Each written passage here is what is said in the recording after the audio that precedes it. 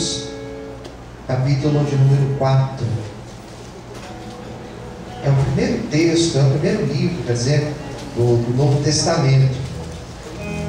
Ele vem depois do Antigo Testamento, né? Mateus, capítulo de número 4. Se a pessoa do teu lado não está com a Bíblia, convida para ler com você, para todo mundo acompanhar a palavra de hoje. Na minha Bíblia, o versículo 1, ele tem um título que fala a tentação de Jesus. Eu acho que é o mesmo título que tem na tua, a tentação de Jesus. Quem já encontrou? Diga amém. Então vamos ler, para a gente ganhar tempo.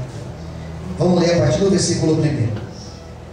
Então foi conduzido Jesus pelo Espírito ao deserto para ser tentado pelo diabo.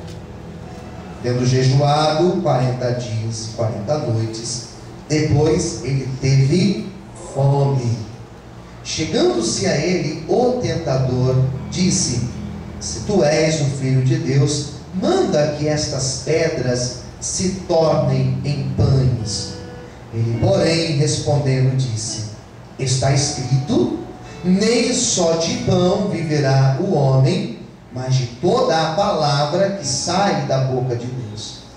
Então o diabo transportou a cidade santa e o colocou sobre o pináculo do templo e disse-lhe: se tu és o Filho de Deus, lança-te daqui abaixo, porque está escrito, aos teus anjos dará ordens a teu respeito, e tomar-te-ão nas mãos, para que nunca tropeces em alguma pedra. Disse-lhe Jesus: também está escrito, não tentarás o Senhor teu Deus. Novamente o transportou o diabo a um monte muito alto, mostrou-lhe todos os reinos do mundo e a glória deles, e disse-lhe: tudo isto te darei, se prostrado me adorares. Então disse-lhe Jesus: vai-te, Satanás, que está escrito, ao Senhor teu Deus adorarás, e só a Ele servirás. Aleluia. Então o diabo deixou, e eis que chegaram os anjos e o serviram. Vamos fazer uma breve oração. Senhor, fala conosco, fala com a igreja, fala com todos que estão aqui, de uma forma clara, Senhor, objetiva. Revela o teu querer, Senhor, e a tua vontade. Nos abençoe, nos dê entendimento nesta noite, para que nós sejamos sensíveis à tua voz. Aqueles que depois vão ouvir, vão assistir essa palavra, que de igual forma sejam tocados e abençoados por ti. Em nome de Jesus, amém. E graças a Deus. Você pode aplaudir o Senhor nessa noite?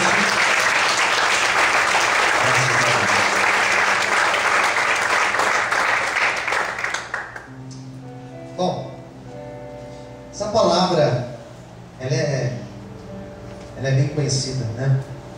Fala da grande tentação de Jesus. Interessante essa palavra. Hoje de manhã comentei de um texto sobre Simeão. Eu acho que eu nunca tinha pregado esse texto.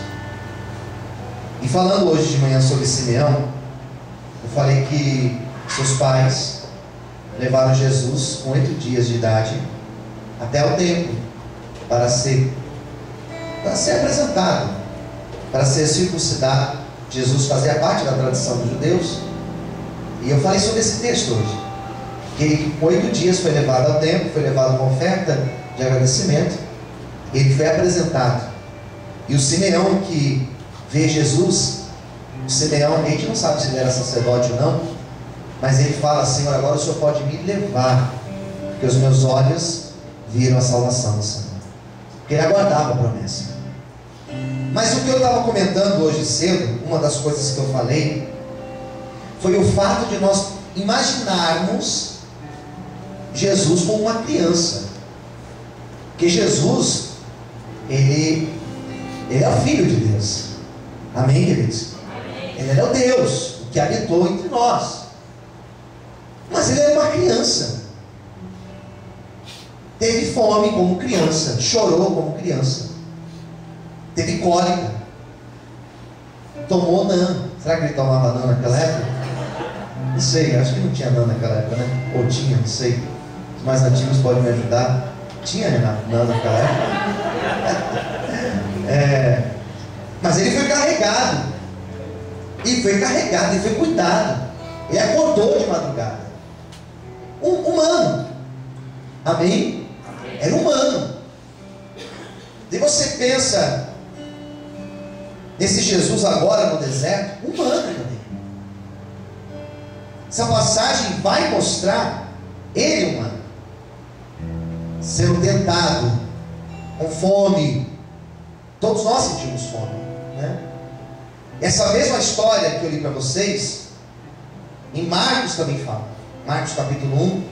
Só que Marcos ele foi muito objetivo. Ele fala em 2 versículos dessa história que eu li para vocês, que tem mais de 10 versículos. Ele fala que Jesus foi para o deserto, foi tentado e os anjos o serviram. Eu falei, eu acho que Mateus foi mais detalhista, né? Lucas também foi bem detalhista. Apesar que as duas passagens elas têm um detalhe diferente. Em Lucas vai dizer, lá em Lucas 4 também, no capítulo 4, versículo 1, que além de ele ser levado pelo Espírito para o deserto, o texto diz que ele estava cheio do Espírito Santo. Amém? Só que Lucas não fala que os anjos vieram depois e o serviram. Mateus fala. Então o texto de Mateus, ele é bem interessante para nós pensarmos nesta noite e comentarmos um pouco. Percebe que o texto vai dizer quantos dias Jesus passa no deserto?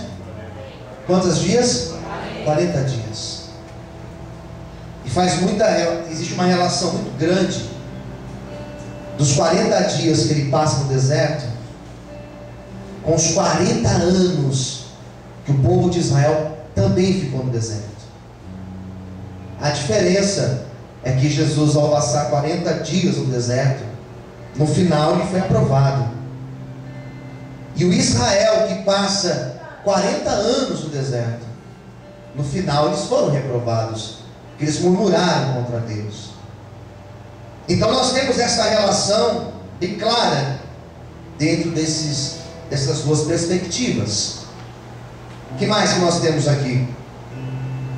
Esse texto ele acontece depois de um evento chamado batismo. Jesus foi batizado. E ele sai da água. Mateus tem uma sequência interessante. Do capítulo 3, aí do lado, se você reparar, fala que ele foi batizado. E na hora que ele é batizado, o céu abre, uma pomba desce sobre ele, que representava o Espírito Santo, desce sobre ele, e a voz de Deus brada: esse daí é o meu filho amado, em quem me comprazo, tenho prazer nele. Daí na sequência fala que Jesus sai dali e é levado ao deserto. Então existe uma sequência. Existe o batismo, existe o ser cheio do Espírito Santo, e depois o ser levado pelo Espírito ao deserto. E eu comecei a entender algumas coisas dentro desse texto. Que o fato de nós estarmos cheios de Deus não significa que não passaremos por provações, por tentações e por desertos. Quem entendeu, diga amém. Amém. E o fato de sermos guiados por Deus, guiados pelo Espírito Santo, também não significa que nós não seremos levados ao deserto. É isso que o texto vai tentar nos mostrar nesta noite. E não só isso, vai mostrar que no deserto é o lugar de nós estarmos em total sintonia com Deus. Só sai do deserto com a vitória aquele que está em sintonia com Deus. Então são esses aspectos que eu consegui perceber que Jesus viveu dentro dos 40 dias que ele passa no deserto. Posso ver amém? 40 dias difíceis, mas foram 40 dias em que ele esteve em sintonia com o Pai. Por isso que eu acredito que nos momentos em que nós estamos no deserto, nos momentos que nós passamos por lutas na nossa vida, nos momentos em que algo foi frustrado na nossa vida, no momento em que portas foram fechadas na nossa vida, momentos que nós passamos por traições e grandes decepções, eu acredito que nesses momentos que nós podemos chamá-los de deserto, nesses momentos, se nós criarmos uma sintonia eficiente com Deus, nós sairemos do deserto, não da maneira que nós entramos, mas sairemos pessoas melhores, pessoas mais fortalecidas e principalmente com novas experiências com Deus. Você pode aplaudir e exaltar a Deus por isso. Aleluia! E eu começo a entender, dentro da lógica das tentações de Cristo,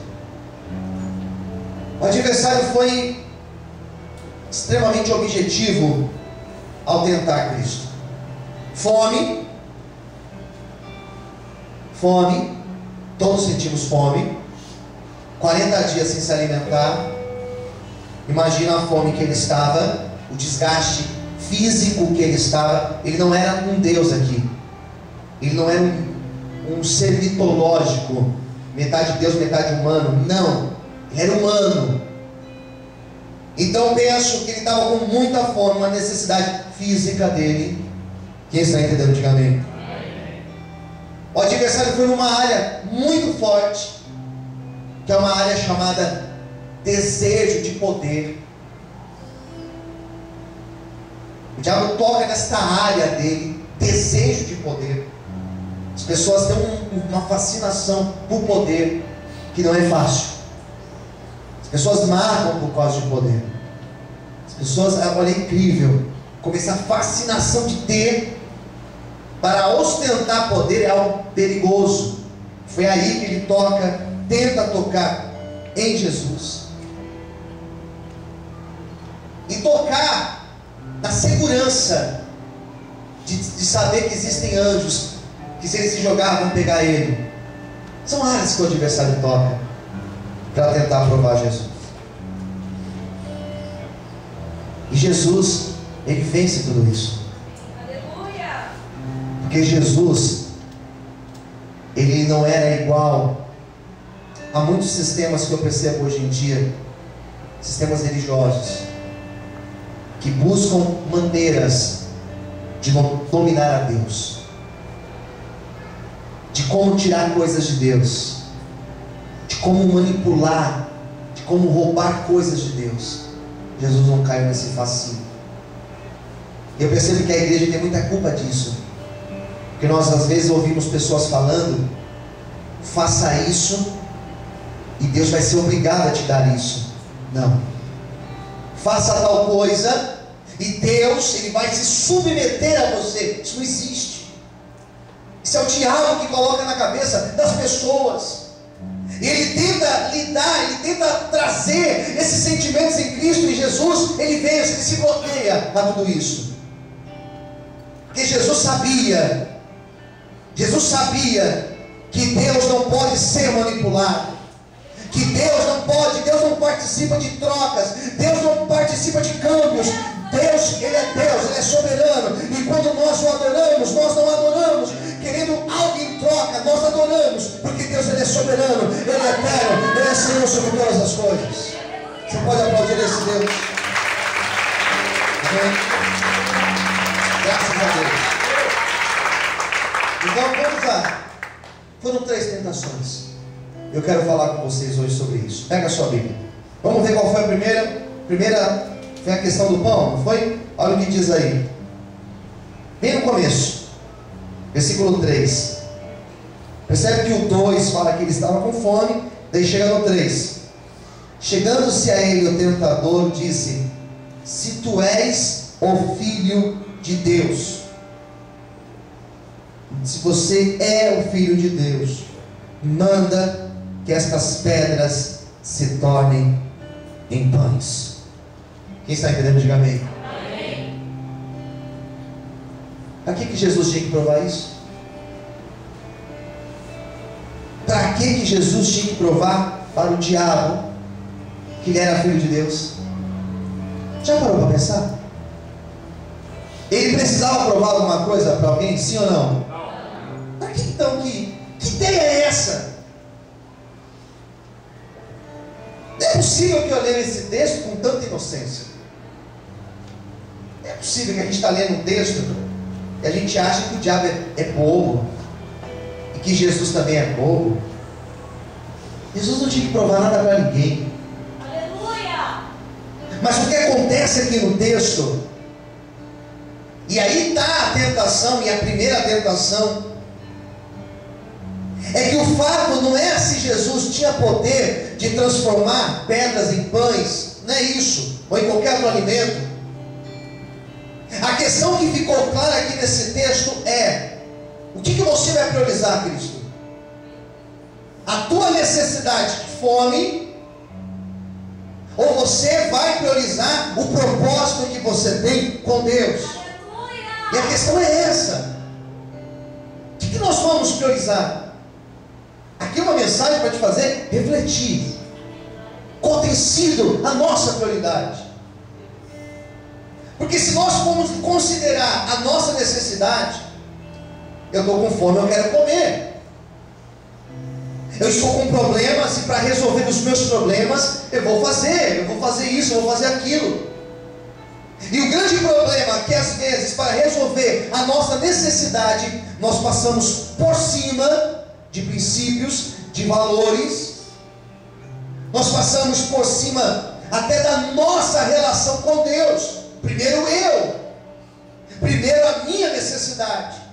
Jesus não tinha que provar nada para ninguém, mas como que o diabo falou para ele: faça essas pedras se tornarem pães, Jesus mostrou que a prioridade dele não estava na sua necessidade, mas a tua prioridade estava em cumprir o propósito que ele tinha com Deus.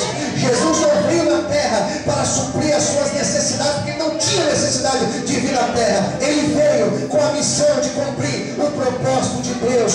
Nós estamos aqui para cumprir o propósito de Deus aqui nessa terra. Você pode aplaudir ao Senhor por isso. Você pode exaltar o Senhor. É para isso que nós estamos aqui. E entre satisfazer a sua necessidade e priorizar o seu relacionamento com Deus, ele preferiu priorizar o seu relacionamento com Deus. Existe uma balança na nossa vida, e aí nós temos que equilibrar. E o que nós temos priorizado? Essa é a questão que Deus tem para mim e para você nessa noite. Pergunte para quem está ao teu lado: o que nós temos priorizado? Amém? Bom, esquece aí agora o pão. Vamos à segunda etapa. Daí houve uma segunda tentação. Olha o que diz aí, os versículos abaixo. Então o diabo o transportou à cidade santa e colocou ele em cima de um pináculo lá do templo, no pináculo do templo, parte bem alta, e disse-lhe: se tu és o Filho de Deus, lança-te daqui abaixo, porque está escrito: aos seus anjos dará ordem a teu respeito, tomar-te-ão nas mãos, para que nunca tropece em alguma pedra. Tenta imaginar a cena de um homem se jogando de cima de um pináculo de um templo. Tenta imaginar um prédio de, sei lá, de 20 andares, e alguém se jogar lá de cima, queda livre. Daí os anjos vindo assim, ó, e levando ele de volta. Tenta imaginar essa cena. Loucura, irmãos. Quem concorda, diga amém. Amém. Coisa de filme, né? Coisa de desenho animado. Porque o adversário queria mexer em Cristo. Percebe que mais uma vez ele queria que Jesus manipulasse o divino. Prova que Deus está com você. prova que anjos estão ao teu serviço. Na verdade, o que o diabo queria era colocar em Jesus a sensação de poder. Eu posso. E não tem nada mais terrível do que a vaidade do poder que o dinheiro pode proporcionar. Ser bem-sucedido pode proporcionar. Quem entendeu, diga amém. Pessoas que são muito bonitas, têm esse sério risco de, por causa da sua beleza. Pessoas que são extremamente talentosas, por causa do seu talento, correm um sério risco de ter o seu ego massageado. Quem entendeu, diga amém. E por causa disso, se tornar uma pessoa terrível. Vaidade. O excesso do dinheiro pode levar a pessoa a se achar que ela não precisa de ninguém. A pessoa que é cercada por outras, sempre ali bajulando, ela pode se achar em uma zona de conforto tão grande que ela também não precisa de ninguém. É o poder. E percebe que o diabo queria colocar esse sentimento em Cristo. Você é poderoso, você tem esse poder. E percebe que Cristo, quando recebe essa tentação, ele não aceita, ele não cai na conversa, ele não aceita se dobrar ao adversário, ele não cai na tentação. Por quê? Porque ele sabia que todo o poder vem de Deus e é para a glória de Deus. Tudo aquilo que ele tem é para a glória de Deus. Nós precisamos entender esta lógica, que tudo que Deus tem nos dado, ou tudo aquilo que Deus nos dará, não é para glorificar o nosso nome, não é para massagear o nosso ego, mas é simplesmente para que através disso o nome de Deus seja exaltado e glorificado nas nossas vidas. Nós precisamos entender isso. Você pode aplaudir ao Senhor nessa noite. Aleluia.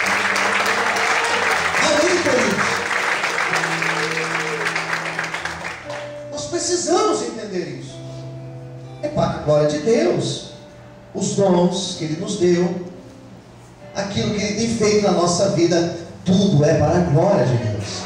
Você pode falar isso para o irmão do lado? Diga: tudo aquilo que Deus fizer na tua vida é para que através disso o nome dEle seja exaltado e glorificado.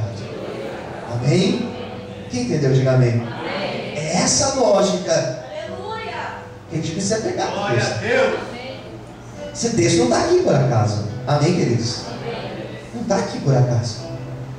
Por que Jesus entendeu essas coisas, pastor? Por que ele foi maduro o suficiente para entender isso? Porque ele estava cheio de Deus.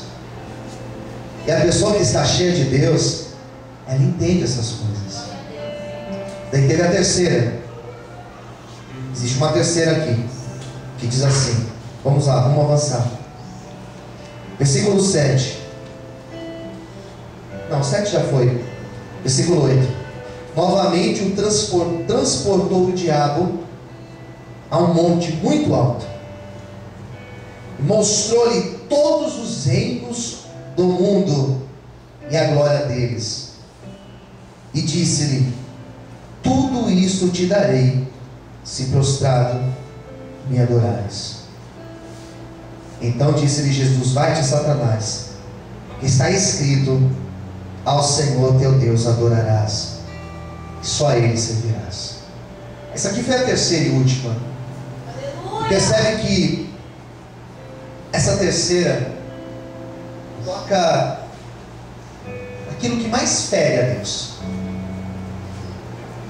O que mais fere a Deus, isso a gente pode ler nos profetas e em toda a Bíblia, é a questão da adoração. E não é adoração a uma divindade, não é uma adoração a uma escultura de madeira, de ferro, não é isso. Ao sol, não é isso. É muito mais além do que isso. Porque quando nós falamos em adoração, quando nós falamos de idolatria, nós estamos falando de colocar coisas no lugar de Deus. Percebe que o diabo fala assim: ó, se você se dobrar aqui a mim, vou te dar tudo o que você quiser. Vou te dar satisfação, vou te dar riqueza, vou te dar os bens, vou te dar o domínio, poder. Percebe que o adversário queria pegar nessa situação em Cristo: adoração. E o que eu me preocupo hoje em dia é que nós temos levantado altares de adoração em nossa vida. Porque às vezes a pessoa fala assim: pastor, eu não sou idólatra, eu não adoro nenhuma imagem, nenhum Deus, nenhuma divindade, não adoro os astros, mas talvez ainda, eu não estou aqui julgando ninguém, pelo amor de Deus, mas talvez ainda existam altares na nossa vida, existem coisas na nossa vida que ainda damos a ela um valor igual ou parecido ao que damos a Deus. É muito sério. É muito sério. E em toda a Bíblia nós vamos encontrar isso. Nós vamos encontrar desde Abraão essa questão: Abraão, é eu ou seu filho? O que é mais importante para você? É eu ou seu filho? Nós vamos encontrar até em Deus isso. E aí, Deus? É o teu filho ou a humanidade, o resgate da humanidade? O que é mais importante? Até em Cristo nós vamos encontrar isso. E aí? É a tua vida? Ou é você morrer na cruz para salvar a humanidade? Percebe que isso é um dilema. E nós somos diariamente constrangidos a justamente pensar nisso. É a minha necessidade, é a minha fome, ou é Deus? É o poder, é a questão do ter, ou é Deus? O que é mais importante na minha vida? E eu tenho edificado altares ao que na minha vida? E eu tenho dedicado a minha vida ao que? Eu tenho dedicado a minha vida ao que? E a vida passa. Hoje na hora, depois do culto, eu fui num velório, levar uma palavra num velório. E quando eu vou em velório, eu sempre penso nisso. A vida passa. Quem entendeu? Diga amém. Fala para o seu irmão do lado: os dias estão passando. Para mim e para você, gente, não tem jeito. E nós vivemos em função do quê? Nós estamos construindo altares para quê na nossa vida? Nós vivemos em função do quê? Pense o que você quiser que você vive em função. Tudo isso fica. Mas se em vida você edificou um altar para Deus, isso não fica. Mas ao contrário, se você edificou um altar a Deus em vida, é para Deus que você vai, é para a presença dEle que você vai orar. Amém, queridos? Você pode aplaudir o Senhor por isso? Aleluia. Amém. Percebe a profundidade do texto? E Jesus falou: não vou adorar. Eu não vou adorar. Somente a Deus adorarás. Na minha vida existe um altar. Esse altar não é para as coisas da vida, mas esse altar é edificado para Deus. Posso ouvir um amém, queridos? Jesus não teve em nenhum momento aversão a você cuidar das coisas da tua vida. Jesus em nenhum momento teve a aversão de você criar uma família, de você ter um sonho. Mas Ele sempre foi claro que o altar da nossa vida deve ser edificado somente para Deus.